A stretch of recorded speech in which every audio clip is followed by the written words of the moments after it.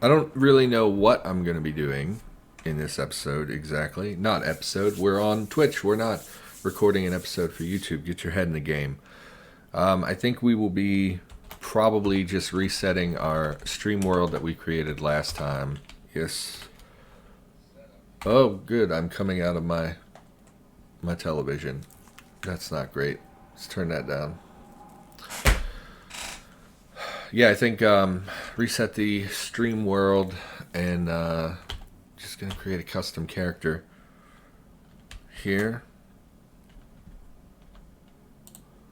Make sure everything is precisely the way that it should be. Okay. Yeah, so we're gonna set up a new character on the stream world. I'm kind of feeling like doing. Oh, good. Oh, well, that's my cache. Yeah, I broke my cache's mod. And it's been like that for probably 4 months, and I haven't done anything about it. I'm really bad at maintaining mods. I'm extremely lazy, and I don't really see much purpose in going there. I don't think people really use the mod anyway, so never been particularly incentivized to take care of that. Yeah, I was thinking about doing the Apartment Rooftop again. I really like that start, just because more and more I'm finding that I struggle in Cataclysm, especially with the challenges and things like that. Used to be I could run through a lot of these pretty easily, but I just don't really do that much anymore, and I just feel like I'm not very good. My dogger is barking. No one says dogger. My pupper. Good evening. How are you today? It's not a great day. I'm not gonna lie to you. So I think this is a large building. Yes. Is the apartment roof? Yeah. Okay. Not a great day. I just got my car back from the shop, which is great. You know, it's nice to have your car back from the shop. But it was about $800. I thought it was like $700.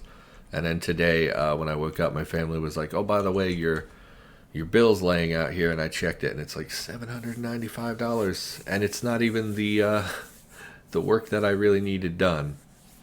So that's I try hard not to focus on that kind of stuff because I'm someone who tends to really focus in on negative things. I think most people are like that, but it's a real bummer to wake up and basically be handed a $900 bill. It's essentially all the money I had in the bank. So that's a bummer. That was a bummer. Other than that, everything's fine. Everything's not fine, but I'm gonna say everything is fine, and we're gonna roll with that. So I want pack mule, night vision. We have 9 points. I don't know why we have so many points. I guess just taking backpacker probably saved us some stuff. We'll get a gunslinger beard. I don't even know what that means. We'll we'll have a white medium length hair, and we'll be light skin tone. We have 9 points, huh? 9 points. Well, just dump them into strength, I guess. I'm not gonna take our strength to 19. That would be ludicrous. We'll just give 9s and everything. 13 strength. I never put points in skills.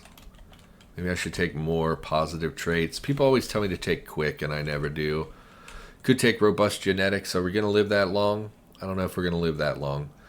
I almost never live to a point where I actually can take advantage of robust genetics. So I don't know if that's really worth my time. We'll go quick. We'll take quick. 3 points. I don't know. You do get 10% more action points. I guess that's good. 3 points, though. I'd rather have robust genetics on the off chance that it becomes useful. But quick gives you value throughout the entirety of the game. Like, you're always going to get that 10% bonus. We'll take quick, I guess.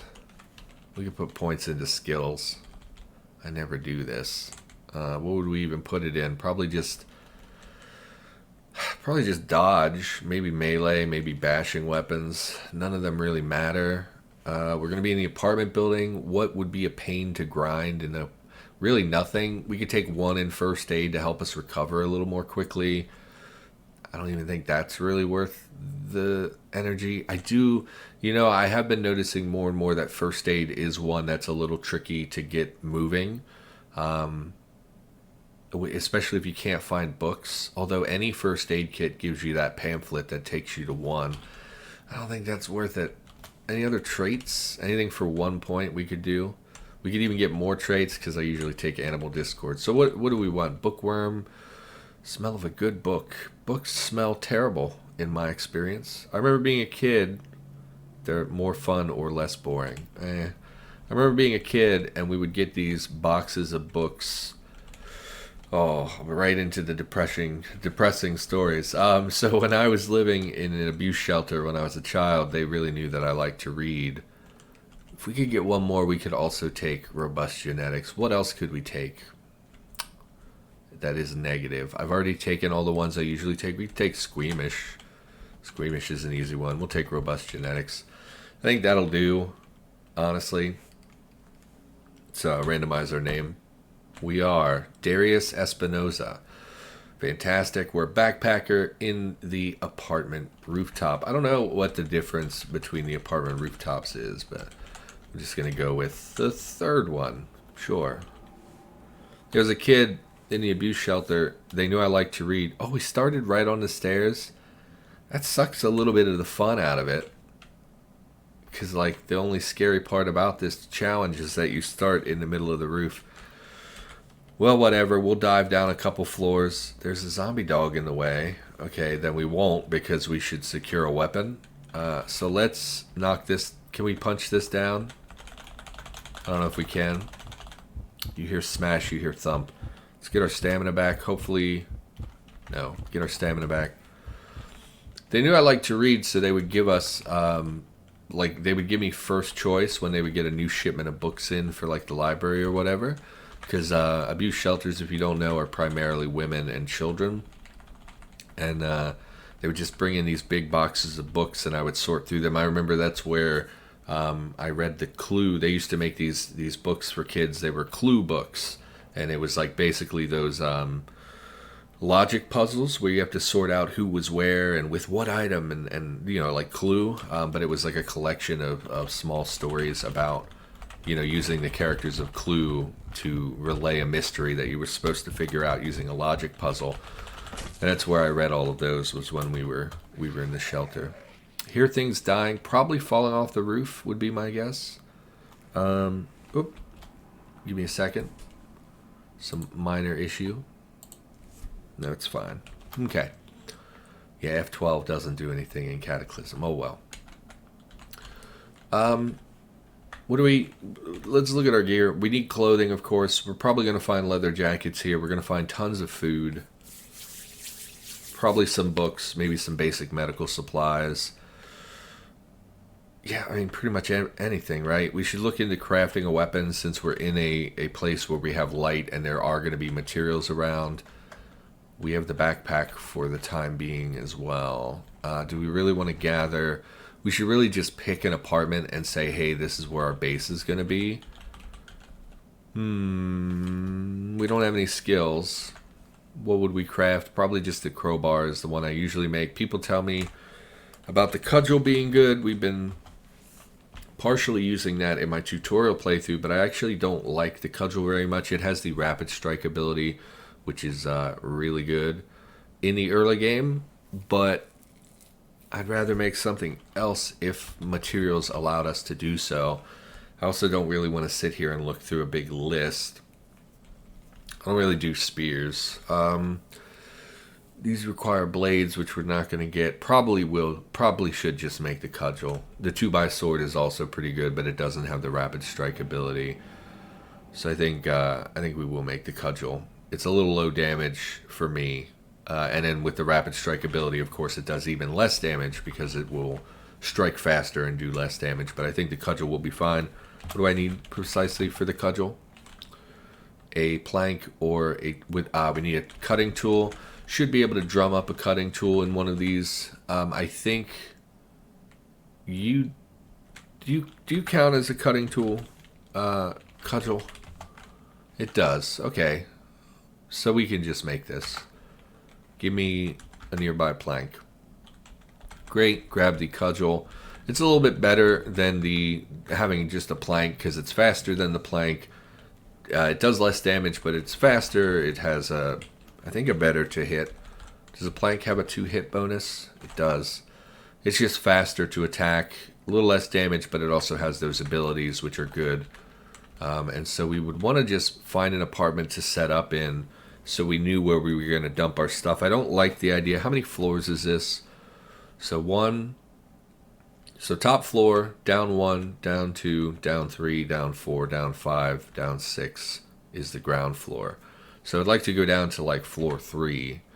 So I think we'll go down 1 more floor and find ourselves a place that we're going to say, hey, this is our base now.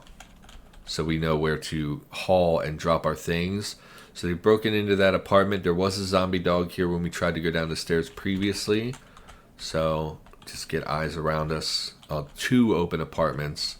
So there could be potentially quite a bit of monster density. I think the most I've seen is that the apartments have like 3 people in them on the high end. Here comes the dog. I would love to deal with you before the dog got here, but that's not going to happen. So shift our attention to the dog because he has less HP and he's faster, so we can't run away from him as easily. Gonna take some hits, really not a super big deal. The odds of us finding disinfectant in here are pretty okay, I think. I don't think there's a ton of medical supplies in the apartment building, but I also don't think... I think there are some. I don't think that it's like completely devoid of them. So we're gonna head down and take out the other enemy we have spotted. And then I think this floor will be somewhat clear and we can just pick one of these places to make our base. The other reason we didn't want to set up our base up there is because we, you can smash these rails, right? Crack. It gave wood. I mean, it did give us scrap metal, which is what I was looking for. So we're going to make some lockpicks really quick. Need a tool with hammering. Of course we do. So let's rest to get our breath back. And we'll, I don't know, there's shelving units in the pantry. There's shelving units. Oh no, it's a cupboard. Okay, so where do we go to get a chunk of steel with hammering? Well, we can get a pipe, right? No, these don't give pipes. That's right. This will give pipes. No, it gave us a chunk of steel, so it doesn't matter. There's a hammer where I found the scissors. Oh, well, great. That's better than a chunk of steel. We'll go back up and retrieve that. I just wanted to make a bunch of lockpicks because the other reason we didn't want to set up base where we had broken in basically before was because the door's not intact and we would like to have a door. Hopefully those enemies dying are not too loud. I did try to manage the sound here, but I'm still not really good at streaming. So we didn't want an apartment with a broken down door. We kind of wanted to pick one that we could open. And in fact, I'd rather be near the stairs, I think. So let's try to pick in here. It does not auto pick. So that's across the keyboard. So we'll just let's just drop the cell phone so it's right. I could just hit enter and just do this until we get in. What was I talking about? Oh yeah, I read all the clue books there, and they would give me like first pick when books would come in and say, hey, you know, why don't you pick what you want and you can keep whatever you want, and then we will, you know, they basically would disseminate the rest. They didn't have like a standing library per se. They would just give out books and things for kids. So we'll probably clear out most of the cabinets. I think we can just start dropping things here for now. I'd rather keep... Yeah, I need to mark as favorites some of these things. These can all go down, however. Let's wield the cudgel. And let's mark these things as favorites. Are we wearing a watch? Yes, so we don't need the cell phone. So we'll favorite these things. We'll drop the cell phone, which is great. It's a decent battery. So let's go up, see if we can grab that hammer. Be nice to have a proper hammer rather than hauling around a chunk of steel when we needed one. Where did I find this? Oh, right there. Take everything at this point because we're just going to transport anything of value down to the base that we've set up. Dust mask. You know, we're losing stamina pretty quickly from what I've been seeing. Nope, don't want a burrito. So I don't think I really want to put on the dust mask. I know it's some mild environmental protection, but how often does that really come up? We'll take everything. Yeah, these apartment buildings are like laughable in how much loot they have at the moment. They're one of the more modern locations, so they have a real loot boost over old locations. And then add to that they've been buffing loot in the game for a while now anyway. Loot density is way through the roof. We should actually look at the clothes, see if there's anything we want. I do really like hoodies.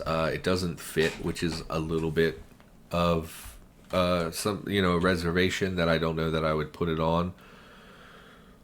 What do we... Literally, it's just a t-shirt on our torso, huh? And, well, in the backpack, but... Yeah. So, our encumbrance is 19.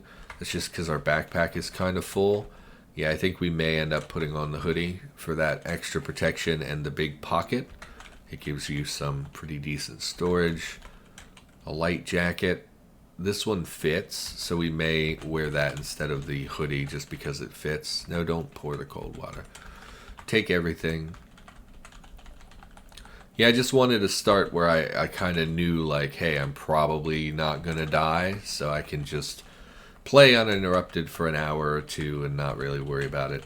Was that a knit hat? We'll take that as well, just because we don't have anything on our head. In fact, how are we doing temperature-wise? Oh, good. I did set. I was gonna say I set for day 0 again. I never fixed that, but no, we've set this properly. We are still a little cold though. We're not really wearing anything, so go ahead and throw on the knit hat. Things dying. We would love to get outside and pulp those things tonight when it gets dark, but the likelihood of us doing that is pretty low, just because there's usually a fair bit of monster density on the ground floor, and because by the time it's nighttime, some of them will be reviving anyway. We don't really want that. These are worn items. Yeah, I don't want to drop worn items. More dying outside. Let's go ahead and loot this apartment while we're at it. A toilet plunger, a rubber-tipped tool for unclogging pipes, or a club for an immature survivor. Interesting. I can't imagine this would be a good weapon. I think 5 damage is a little generous even, given that it's a plunger with a soft rubber tip. But okay. We have a plunger that's all plastic. I imagine that might hurt to be whacked with, but it's like one of those weird ones that has like an accordion tip on it. I don't know. I don't really use plungers. I don't really think about it. Are these the one we just picked up? It doesn't matter. I mean, this is the apartment we're going to be living in, so it wouldn't even be a big deal if we just gathered everything. A blazer is better protection than like the light jacket. It is a little bit more encumbrance. It's warmer. We'll take it just so that it's on our radar when we look through our piles. Samurai novel, no thank you. Nothing on the old coat rack. Bread, tomato, marshmallow, detergent. Why don't we drop some of this stuff? I hate having a big inventory. Another zombie death. Yeah, big old car expense. We're sharing vehicles at the house right now, which is like real bad because there's like 4 of us. Although my brother basically disappeared several days ago and hasn't come home. Which is a point of frustration because, you know, he's been staying with us, and I don't know if this is what normal human beings do, but in our family, whenever you leave the house, you tell everyone where you're going, just out of common courtesy. You never know, maybe hey, I'm going to the dollar store. Maybe they need antacids or something from the dollar store. So you just say, hey, I'm going over here. You know, do you want anything? What's going on? We can just smash all the other doors. Honestly, we don't need to sit here and try to pick the locks. We would raise our mechanics, but it's so slow of a raise for mechanics, and it's really tedious to just mash the buttons over and over and over. We are in pain, and we're a little hungry, but that doesn't really matter. Polo shirt, 7 encumbrance for a polo shirt. So he's disappeared for several days. I don't know what's going on with him. I really like leather jackets, but it doesn't fit, and I don't know how I feel about that. We'll take it for leather at the very least, but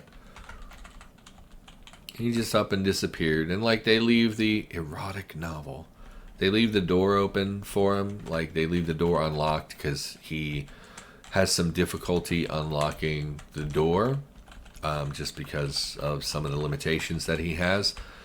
And so they leave the door unlocked for him. And it's like the first night, it's a little unsettling because it's like, you know, I leave for work and I feel like, man, I have to lock the door behind me. I can't leave the door unlocked. Everyone's asleep. This is how you get murdered in your sleep. And then, you know, after like 2 days, it's like, okay, it's a little sad. And then it's been like 4 days, and now I just feel bad for my family because they're like last night I got sick in the middle of my route and was close to home, so I drove home to use the bathroom. And came in the door, and I could tell that I had startled one of my family members awake by coming in the door. And I felt really terrible because I knew that she was like, is he coming home? Like, you know, is he finally coming home? Is he home safe, you know? And it's like, I felt really bad for kind of getting her hopes up a little bit. Have you heard from him? Maybe alert the cops. No, it's not like that. It's like, he goes out and he just like, so the other day I went up to the convenience store. My brother's been staying with us for like only about 2 weeks or so. And I went up to the convenience store the other day because it's one of the stores that I deliver to for my job. And the lady is like, hey, by the way, did you know your brother was in here the other night? And I was like, oh, yeah, you know, he's living with us again. You know, he's in the area a lot. And she's like, yeah, he was falling down drunk, falling all over himself, really making a fool of himself. And I was like, yeah, that checks out. And then he came home that night and was like, he asked me for cigarettes, and he went out to smoke. And then it's like I was ready to go to bed, and I'm literally like, I just made my bed, you know, set up. I sleep with 2 blankets because it gets really cold in here. And I just spread out the blankets and did everything. And he stumbles in and is like, you know, give me a cigarette. He goes out to smoke, and he's like falling across my room. You know, he's barely got his eyes open. He's just like, he's a drug user and an alcoholic. And, you know, he used to be in AA and NA, and he just doesn't care, you know. He always says, like, so I have some addictions that I've had to live with my life, and some of them are pretty bad. Some of them are pretty tolerable. You know, most of them I've gotten away from. You know, I had a little bit of a gambling problem. And then, like, when I was a teenager, I was, like, hardcore, like, had, like, sex problems, which, you know, I don't like to talk about because people don't believe that sex addiction's a thing. They just kind of think that you're a whore and you just want to sleep with everyone, which is not really the case. There's, like, dopamine and there's all kinds of stuff connected to it. But anyway, I've struggled with some addictions in my life, and I've been in therapy for a long time, and I've mostly changed my life so that those things aren't a part of my life anymore. And then I look at my brother, and he just makes all the excuses. You know, he's like, he talks about being not a good father, and it's like, you know, hey, she loves you. You know, your daughter loves you. She thinks the world of you. You know, what makes you a bad father? Well, I can't be there. Well, that's, you know, life decisions. You know, people grow apart and things change. It's plenty of kids grow up without their both parents in the same household, and he just gets so morose. And he's like, and I just say, like, yeah, but why, you know, why are you drinking every day? You know, it makes you feel worse than it does. Like, drinking doesn't solve your problem. Drinking just makes you not care as much about the problem temporarily. It doesn't actually solve any of your problems. The only way you're going to solve your problems is if you work towards something, if you really fight tooth and nail to change your life. And he just says, like, well, I'm an alcoholic, I can't change.